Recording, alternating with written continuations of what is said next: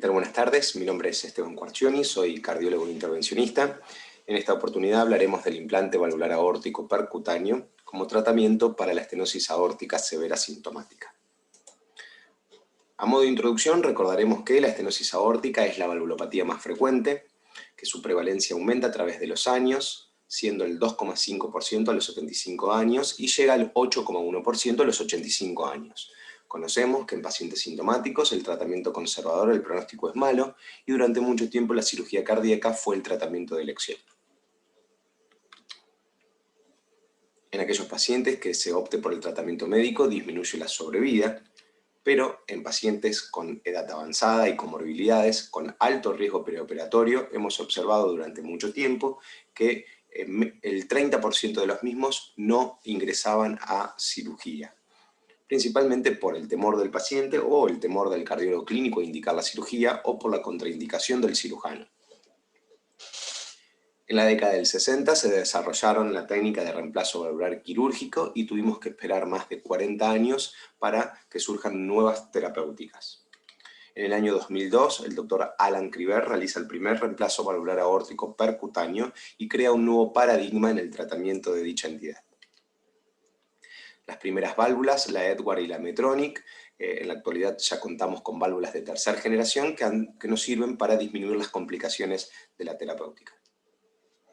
Esto ha llevado a contar con diferentes tipos de válvula aportada por la industria para diferentes casos y con diferentes características. La más utilizada en nuestro medio es la Corbeil de Medtronic, que es una prótesis constituida por 3 velos de pericardio porcino montada sobre un stent autoexpandible de un material conocido como nitilol, que tiene una porción inferior en la válvula que ejerce una gran fuerza radial que permite el anclaje de la prótesis a nivel del anillo aórtico, una parte media a nivel de los ostium coronario que mantiene la geometría valvular y aporta el flujo coronario, y un extremo superior a nivel de la aorta ascendente que proporciona la orientación del dispositivo.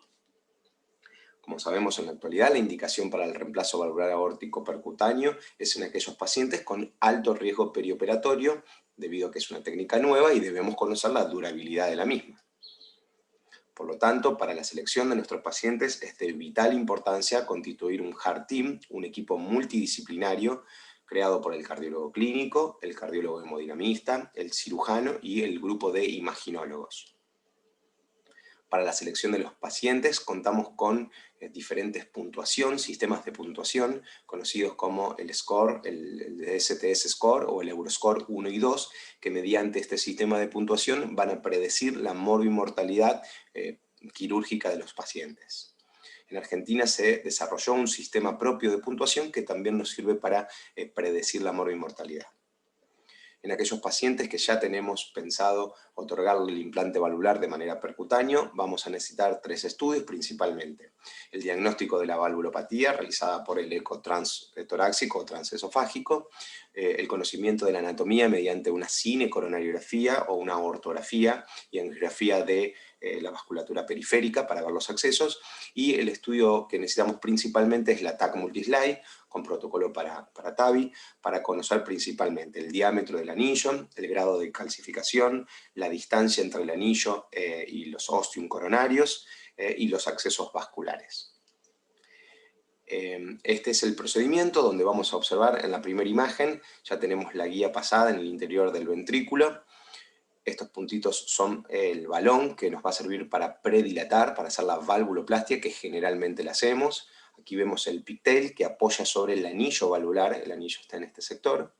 Y lo que observamos acá es el marcapaseo transitorio que nos va a servir a nosotros para aumentar la frecuencia cardíaca y poder posicionar de manera correcta el dispositivo. En esta segunda imagen, lo que observamos aquí ya es el catéter transportador que contiene la válvula en su interior a nivel del anillo valvular.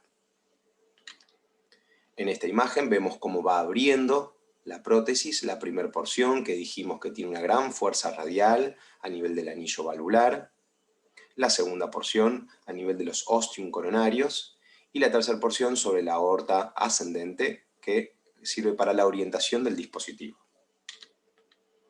Podemos realizar el procedimiento por diferentes accesos, el más utilizado es el transfemoral. También podemos utilizar el subclavio y el menos frecuente en nuestro medio es el transapical. Este es un caso donde elegimos el acceso transfemoral y pudimos pasar la prótesis por una endoprótesis aórtica y colocar la válvula de manera exitosa. Este es un caso donde elegimos la vía subclavia debido a que el paciente presentaba una gran calcificación y tortuosidad por los accesos femorales y pudimos implantar la válvula sin complicaciones.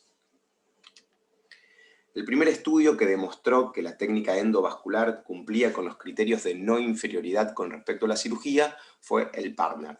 Este estudio abrió un nuevo paradigma para el tratamiento de la estenosis aórtica severa sintomática, ya que nos demostró una disminución notoria de los gradientes transaórticos luego en la ecografía, una vez implantado el TAVI, y nos demostró una menor morbimortalidad en los pacientes comparado con cirugía a los 2 años. Luego de este estudio se desarrollaron gran cantidad de registros. El primero fue un europeo, que demostró que la eficacia de la técnica rondaba el 98%. El estudio americano, el USA Corbeil, que demostró una disminución de la morbimortalidad comparado con la cirugía. Y en Argentina también desarrollamos nuestro seguimiento, que fuimos partícipe del mismo, donde pudimos ver que nuestros números locales eran similares a lo que estaba ocurriendo a nivel del mundo.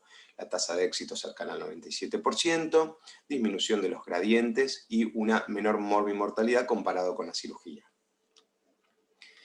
En nuestro centro también realizamos un registro prospectivo, donde publicamos nuestros primeros 24 pacientes y observamos que la tasa de éxito y complicaciones de la técnica era muy similar a lo que estaba ocurriendo a lo largo y alrededor del mundo. Esta evidencia en la cardiología llevó a que el implante valvular aórtico percutáneo en la actualidad sea considerado clasificación 1B para aquellos pacientes con alto riesgo perioperatorio y que tenga una evaluación de riesgo individual por un Heart Team para aquellos pacientes que tengan un menor riesgo para la cirugía, clasificación 2A. En las guías europeas sugieren las mismas indicaciones. Por lo tanto, en la actualidad ha llevado a un gran desarrollo de la industria con diferentes tipos de válvulas endovasculares con diferentes características. No obstante, esta técnica presenta complicaciones que en los últimos tiempos hemos podido disminuir la incidencia de la misma por una mejoría en las válvulas de tercera generaciones. Principalmente las 5 complicaciones del TAVI son, en primer medida, el bloqueo auriculoventricular, con requerimiento de marcapaseo definitivo. En segunda medida, la insuficiencia cardíaca producida por el leak paravalvular. En tercera medida, las complicaciones vasculares de los accesos con hematomas y requerimiento de transfusiones. En tercera medida, la insuficiencia renal por nefrotoxicidad. Y por último, el stroke. Como dijimos anteriormente, las complicaciones han disminuido su incidencia debido a una mejoría en la técnica y en la prótesis. La primera de las complicaciones que nombramos fue el bloqueo auriculoventricular completo y generalmente se producía por una mala implantación de la prótesis, una implantación baja, que llevaba a la necesidad de una colocación de marcapasos cercana al 35% en diferentes registros. En esta imagen vemos una implantación baja. Lo que produce el stent es una inflamación en el tracto salida del ventrículo izquierdo con bloqueo auriculoventricular completo y la necesidad del marcapaseo. La mejoría en la prótesis, el sistema de liberación, que es mucho más fácil, más controlado en la actualidad, permite realizar una implantación a nivel del anillo, por lo tanto, no generar el bloqueo auriculoventricular, y esto se debe a una mejoría de la prótesis de tercera generación. Como habíamos dicho, la insuficiencia aórtica por el leak paraprotésico era la segunda de las complicaciones en incidencia, rondaba un 20%, en la actualidad ha disminuido a un 10%. La insuficiencia aórtica con un leak periprotésico moderado a severo era un predictor directo de mortalidad y generada principalmente por el implante bajo de la prótesis,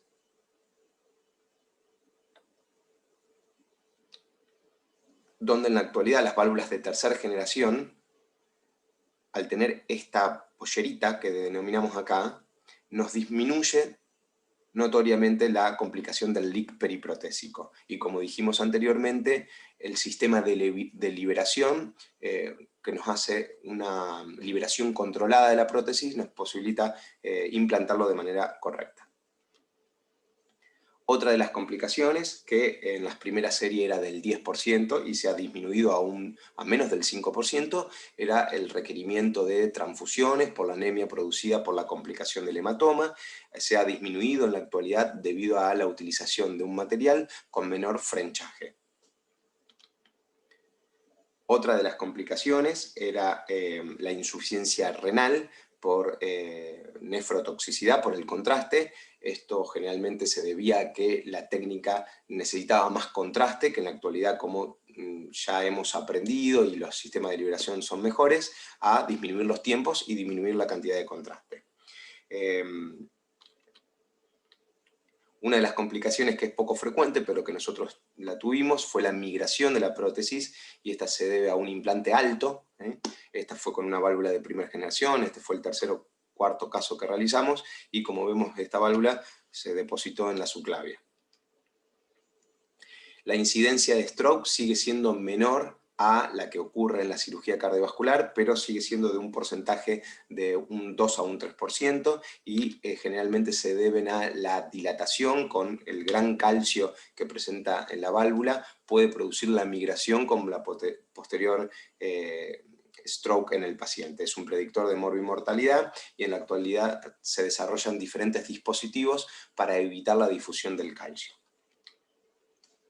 Como conclusiones diremos que el reemplazo valvular aórtico percutáneo es una técnica factible en la estenosis aórtica severa en el paciente que tiene alto riesgo perioperatorio, que las prótesis de tercera generación y el tiempo de aprendizaje ha disminuido las complicaciones en esta técnica y crean un potencial futuro para pacientes jóvenes y de bajo riesgo en un futuro. Agradezco la participación en esta charla y estoy a disposición para cualquier pregunta. Saludos.